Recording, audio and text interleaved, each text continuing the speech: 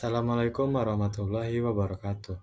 Perkenalkan, nama saya Farhan Habibi dengan NIM 22042220. Di sini saya akan menjelaskan mata kuliah Manajemen Risiko dan Kebencanaan mengenai webinar SNI Kebencanaan Series 1 mengenai layanan kemanusiaan dalam bencana SNI 7937-2013 dengan dosen pengampu Bapak I.E. Permana STMT yang disusun oleh saya sendiri.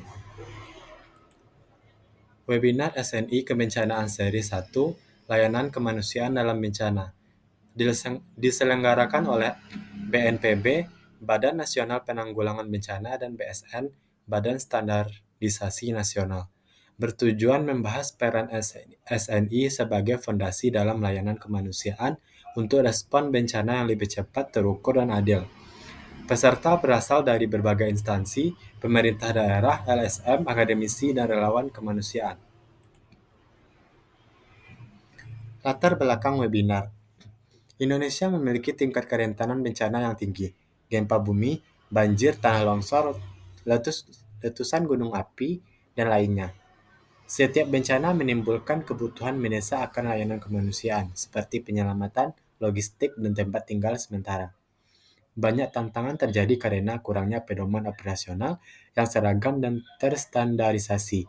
Dengan latar ini, SNI Kebencanaan menjadi instrumen penting untuk meningkatkan kapasitas respon dan ketahanan komunitas. Selanjutnya, tujuan webinar.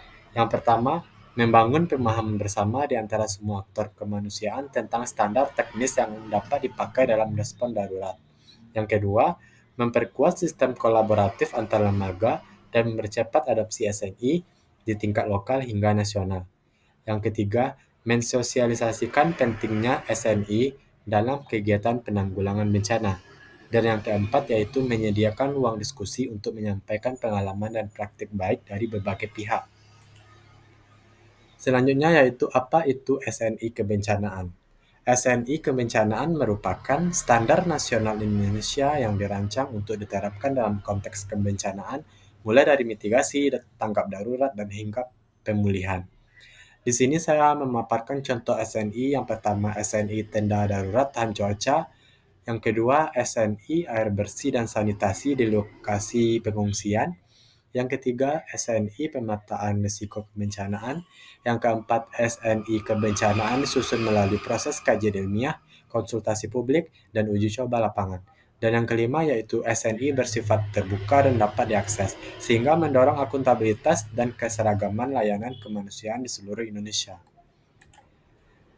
Next-nya yaitu komponen layanan kemanusiaan. Di sini saya memaparkan terbagi 4, yang mana yang pertama, evakuasi prosedur keselamatan, jalur evakuasi, pemetaan lokasi rawan, dan pelatihan kemasyarakatan. Yang kedua, logistik, manajemen gudang, distribusi bahan pokok, serta pemenuhan kebutuhan dasar dalam 24-72 jam pertama.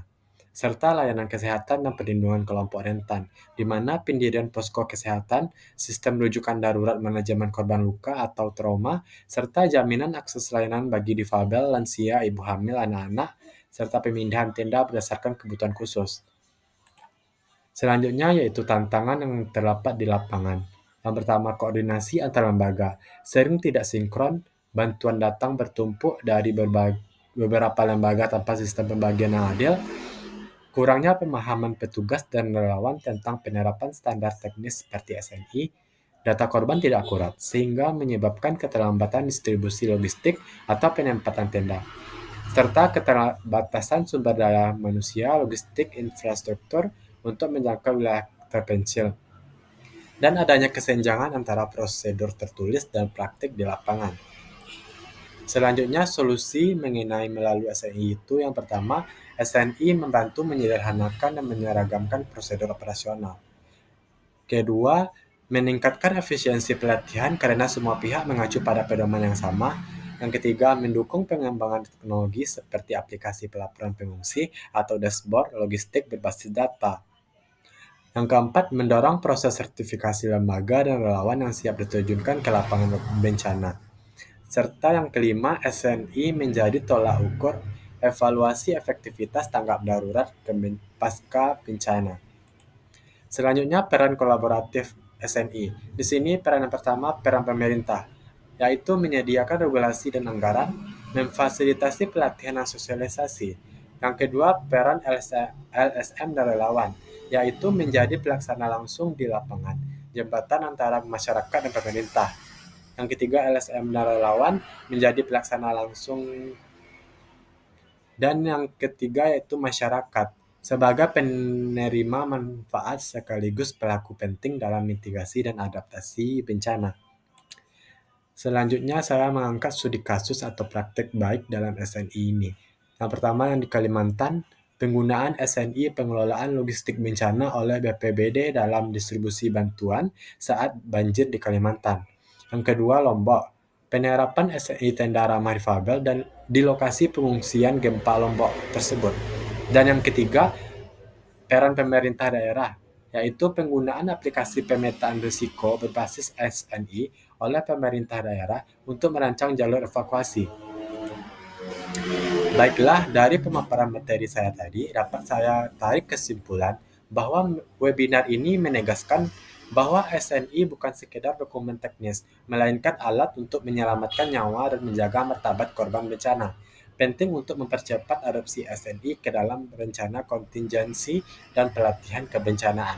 Kesuksesan implementasi SNI sangat bergantung pada komitmen bersama, sumber daya manusia yang terlatih, dan kemauan politik di semua tingkatan.